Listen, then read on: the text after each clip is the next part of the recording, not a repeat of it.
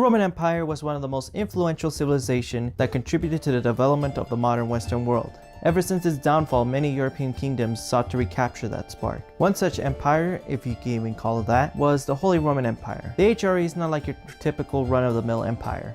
Instead, as French philosopher Voltaire describes it, is neither holy, nor Roman, nor an empire. Before we can even explain why the HRE was neither of these things, let's go back to the beginnings of the 9th century with the Frankish Empire. At this point, they amassed territory from modern-day France to northern Italy in some parts of Central Europe.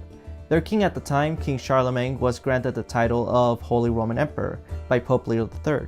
While it didn't officially establish the HRE, it did set precedent to what was to come. Eventually, the Frankish Empire was split into three, in large part of feudalism, and the title of Holy Roman Emperor was lost. That was until Otto I of Germany. Like Charlemagne, he had a vast empire, he was deeply religious, and owned territory in northern Italy. I'm sure you can see the pattern now. Anyhow, the Pope at the time granted the title of Holy Roman Emperor, and this marks the beginning of the Holy Roman Empire. However, keep this in mind, at this point, the Byzantine Empire still exists. And hearing the news of some Germanic empire was granted the title that has something to do with the predecessor, Rome, was not taken lightly. Back then, it was a big deal for someone to get this title, as it established, at least in the eyes of the Catholic Church, as the successor to the Roman Empire. If it's not an empire, what about the holy part?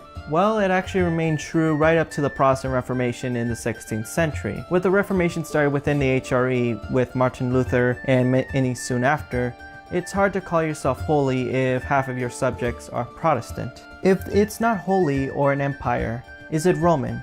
Well, technically I already answered this question with the answer being no, because the people who live inside the HRE at the time, including the emperor himself, was not ethnically Roman.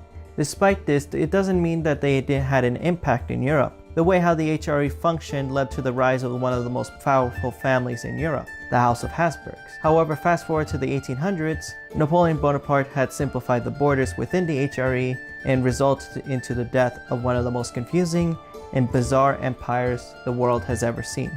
As much as I like to talk more about the HRE, it's historically too complex to explain in such a short video. In saying that, thank you so much for watching. If you have not done so already, be sure to hit the like and subscribe button if you have not done so already. And if you want me to make more videos specifically about the HRE, comment down below. Until then, thank you so much for watching, and as always, stay tuned for more.